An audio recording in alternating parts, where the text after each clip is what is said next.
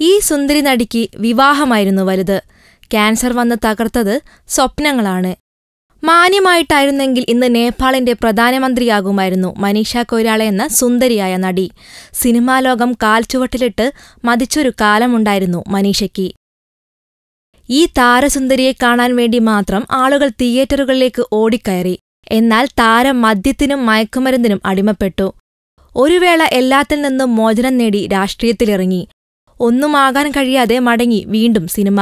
ഇടയ്ക്ക് 2010 നേപ്പാളിലെ ബിസിനസ്സുകാരനായ സാമ്രാത് ദഹലുമായി വിവാഹം നടത്തി. 2 വർഷം നീണ്ടുനിന്ന ആ ദാമ്പത്യം തകരാൻ കാരണം മനീഷയെ പിടികൂടിയ രോഗമായിരുന്നു. താരം പറയുന്നത് വിവാഹത്തെക്കുറിച്ച് സ്വപ്നം തുല്യമായ കാഴ്ചപ്പാടായിരുന്നു. എന്നാൽ നല്ല രീതിയിൽ ബന്ധം തുടർന്നുകൊണ്ടുപോവാൻ കഴിയുന്നില്ലെങ്കിൽ അപ്പോൾ തന്നെ അവസാനിപ്പിക്കണമെന്നും അതിലൊരു മോശവുമില്ലെന്നും തുറന്നു പറയുന്നു. തന്റെ ഭർത്താവ് മാന്യനായിരുന്നു. എല്ലാ കുഴപ്പങ്ങളും എനിക്കായിരുന്നു. അതുകൊണ്ട് അദ്ദേഹത്തിന്റെ ജീവിതത്തിൽ നിന്ന് ഇറങ്ങിപ്പോന്നു എന്നും മനീഷ കൊയ്രാള പറയുന്നു.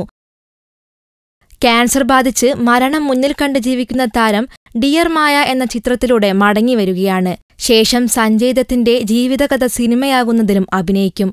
ഫിലിം കോട്ട്. ഞങ്ങളുടെ അഭ്യർത്ഥന മാനിച്ച് സബ്സ്ക്രൈബ് ചെയ്തവർ 1,00,000 കവിഞ്ഞിരിക്കുന്നു. നിങ്ങൾ വൈകിയോ? എങ്കിൽ ഉടൻ സബ്സ്ക്രൈബ് ചെയ്യൂ. Film coat.